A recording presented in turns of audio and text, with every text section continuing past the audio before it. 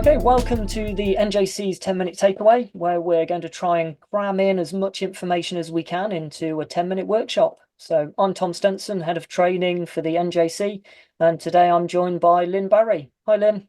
Hi, Tom.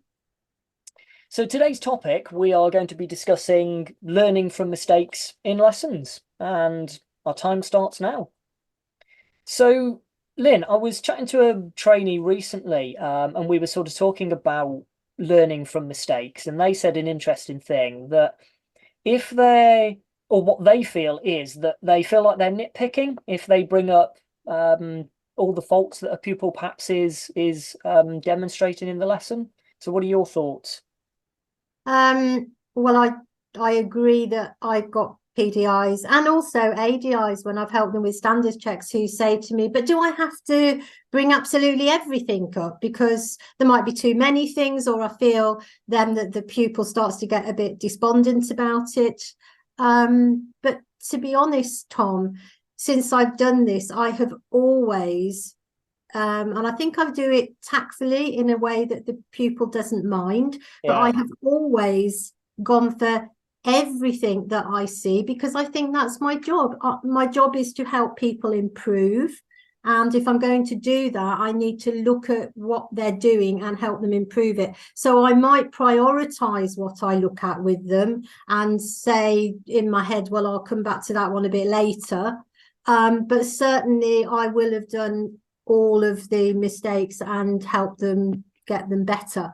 To me, Tom, that starts really early on in the lessons with yeah, what's the pupil expecting from their lesson. I feel that from the lesson, if I can discuss with the pupil what I'm going to be doing, so we'll be setting goals, we're working together as a team. I'm here to help you. If I see things I can help you improve, I will. And then we'll talk about them. Once we've got them better, you'll move on and you'll start improving. And I think if they understand that from early on, then they don't see it as me nitpicking. And, I don't find that with pupils. Nobody's ever said that to me. They seem quite grateful that I'm helping them, to be yeah. honest. And I think you've mentioned it there with the expectations, whether this is right or wrong. But I think learners are going to turn up expecting us to tell them what is right and what is potentially wrong. We'll help them work it out. Yeah, Yeah, definitely. yeah. Definitely. And I'm a firm believer that people don't know what they don't know. And so sometimes we've got to be able to give people that information in order for them to have a marker point of where to start and where to end. Exactly. But I also find that as we then move on, they start to tell me as pupils what is a mistake. So they might say to me, oh, I've got my gear too late there, Lynn. Mhm. And they're picking up their own Yeah, mistakes. And I say to them, well, that's great. You're halfway there, aren't you? If you picked up your own mistakes, you can improve that when you come into the next one. So actually, they start to take over a little bit more. But I definitely feel that it is about all of the things. I don't think we can just take some of them. I think it ultimately we're there to help them with everything. And if it is a mistake, then it needs our help. I mean, I do hear, Tom, people use this expression, and it's not one that I particularly like, of sort of see it, say it, sort it, suss it out. yeah, yeah. How do you feel about that?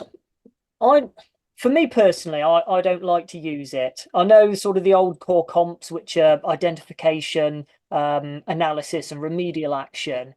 Personally, I still feel they're quite relevant for today.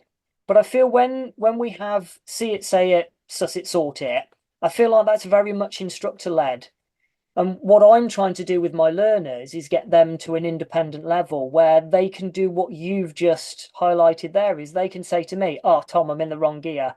Okay, Fred, what are you going to do about it then? Well, I'm going to change gear. And, I can see that might have been a little bit awkward in another scenario. So next time I'm going to think more about it. Well, I think if my learner can do all of those things, that's a pretty good standard to be at. Yeah, I agree. I think as driving instructors, what we then need, and as PDIs, what we need to work out is which bit of the identify, analyze, and fault remedial action, which I would call correction, Yeah, which of those are we better at? Are there some of those three that Yeah. we're weaker at? Have you had past standards checks or part threes where something's been picked up along those lines? Because I do find that sometimes people are not that great at the analysis of a mistake, the why bit, Mm, and getting your pupil to work out why it happened, why we don't want it to happen. And that can then move into the correction stage. yeah.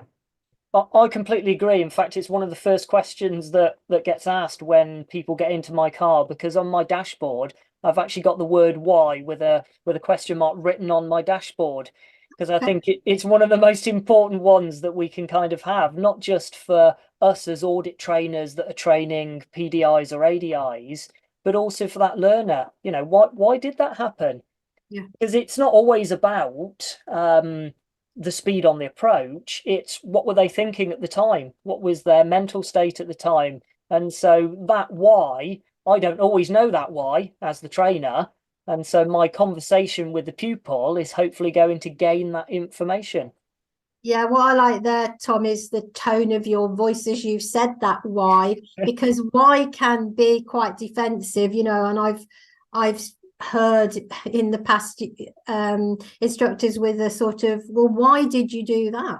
And Yeah. that's so different from how you've just phrased it. So yeah, we're trying to find out why something happened, what they were thinking, and helping them understand why it's not a good idea to do that. Why, if we don't check mirrors before we come out round a parked car and check to the right hand side, what could happen, what might be there? That's all part of the analysis of the mistake, Mm. before we move in then to the next stage, because it's all very good if we can identify it, if we can analyze it, but then we have to be able to correct it. Yeah.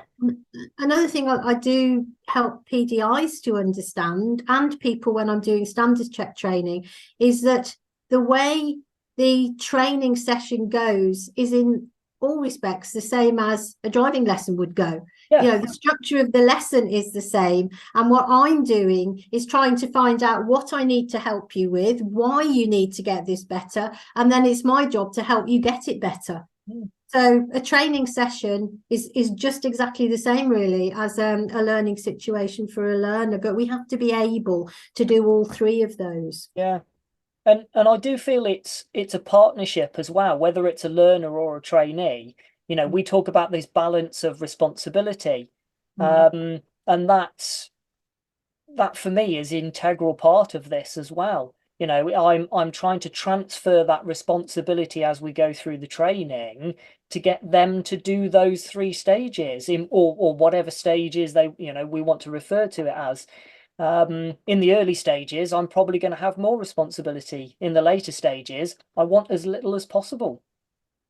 Yeah. So when we get to the correction phase, the remedial action after this mistake's happened, we're looking for strategies. How do you want me to help you? Do you want me to prompt you when we get to this next time? Do you want to have another go? And I'll point out, if I see something that we could still get better, how do you want to go ahead with this then? Because if we just keep going and we've spotted it and analysed it, but we don't manage to correct it, then they're not going to improve and move on.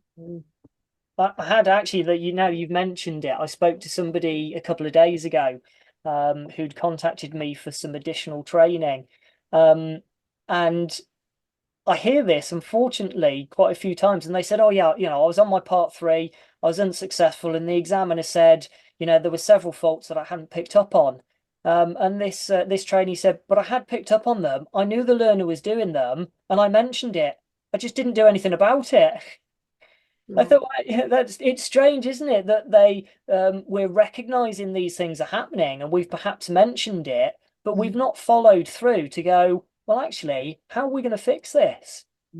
What are Yeah. we going to do now to try and improve on this? So, what strategies can we come up with? So then, when you're on your own, Fred, how are you going to do this independently?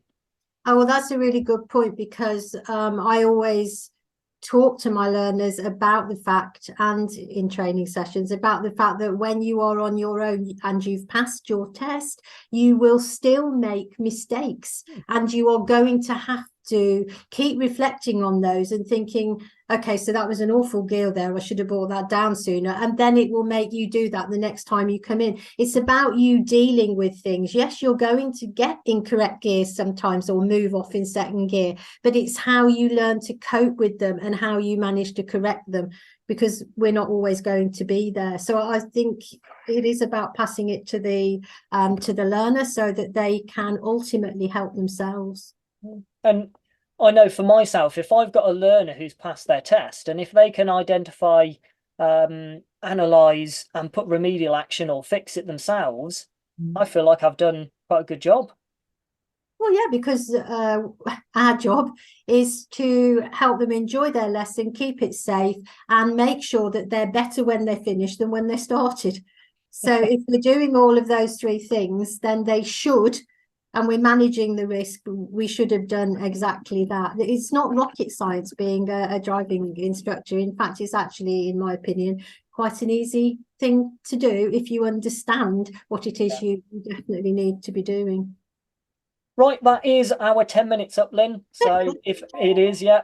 If anybody else would like any other information, then you can visit our training page to look for any of our courses. And yeah, we look forward to seeing you on the next one. Thanks, everybody.